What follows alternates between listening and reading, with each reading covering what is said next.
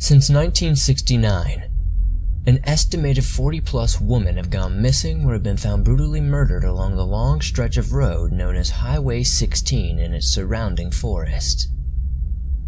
Royal Canadian Mounted Police are knee-deep in unsolved murders and disappearances from Highway 16 in British Columbia.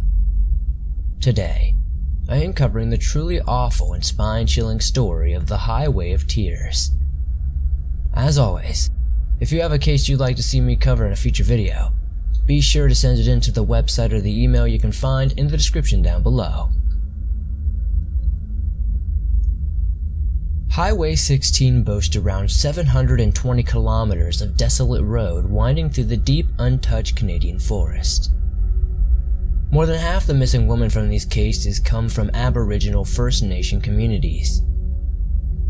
Over 600 Aboriginal women have either been reported missing or been victims of unsolved homicides. It's no wonder the locals collectively call this road the Highway of Tears. I can almost promise you that you have never heard of a case more buried in death than this one. As the legend goes, the story of the Highway of Tears starts all the way back to 150 years ago.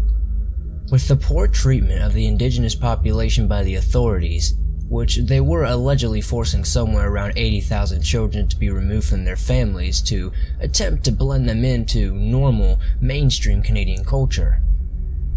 Rumors of abuse and starvation ran rampant through the local communities.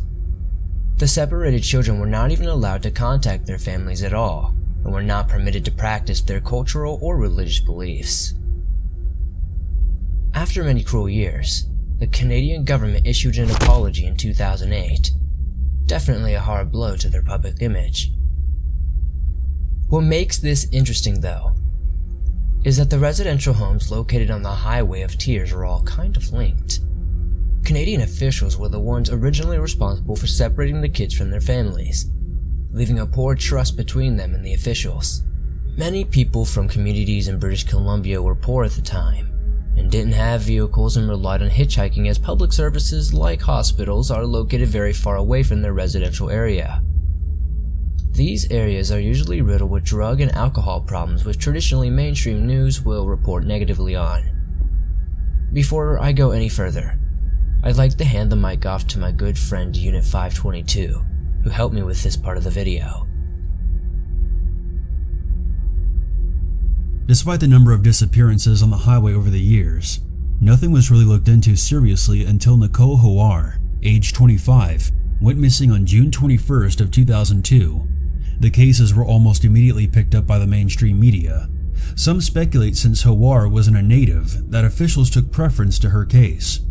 Before this, Indigenous Aboriginal women have gone missing for years, but there was little to no publicity as the media in many cases seemed to falsely label them as prostitutes or drug users, and showed little respect to their cases. This of course can always boil down to speculation and political banter, but history has shown governments to be biased in the past. Sometime in the fall of 2005, officials from British Columbia started a project known as Project Ipana. The purpose of this project was to investigate the unsolved cases of 9 missing or murdered women along the Highway 16 route. After 2 years of work on the initial 9 cases, Canadian officials added another 9, expanding it to a total of 18 active cold cases from the Highway of Tears. Among these 18 cases, 13 of them were unsolved murders, and the other 5 were missing persons. These incidents initially dated back to 1969. Officials estimated somewhere around 600 or so women have been murdered on the Highway of Tears. How is it possible for upwards of 600 people to have been killed with no one at all taking notice? We know that the officials weren't exactly looking out for the natives' best interests, but this just seems over the top. After many painstaking hours, the project managed to link DNA to Portland drifter Bobby Fowler with the 1974 murder of 16-year-old hitchhiker Colin McMillan, which luckily helped us move forward with one of the seemingly endless cases on this dreadful highway. There is a strong theme of serial killers being connected to this highway as well, though. A great example of this would be the pig farmer from hell himself, Robert Willie Pickton. Robert Pickton was born October 24, 1949 in Port Coquitlam, British Columbia. Pickton, despite his creepy looks, was surprisingly a multi-million-dollar pig farmer with around 27 kilometers of property in Vancouver.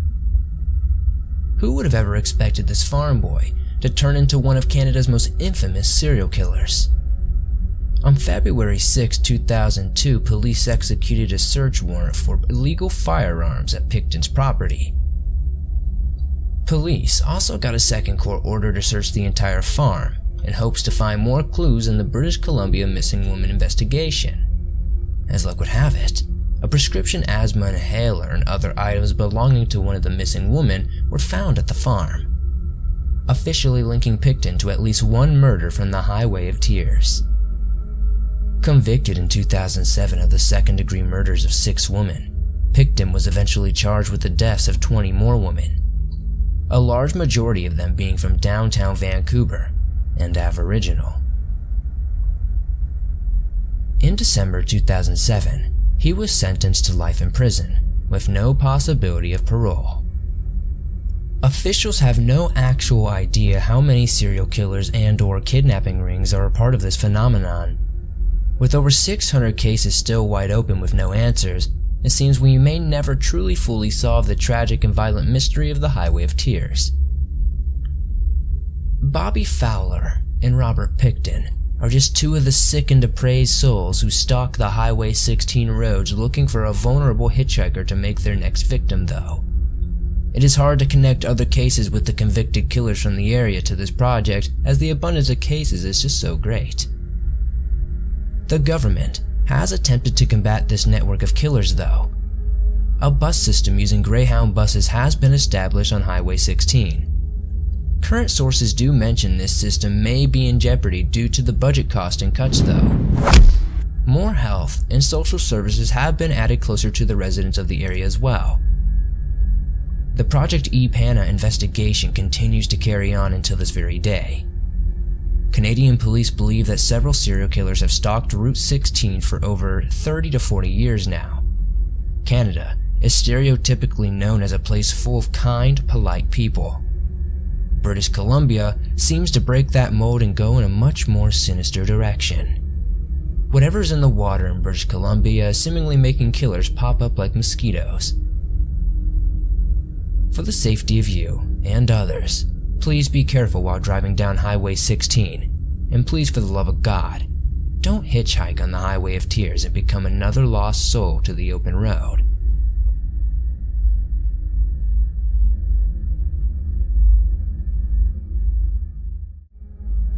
Thanks for watching this video.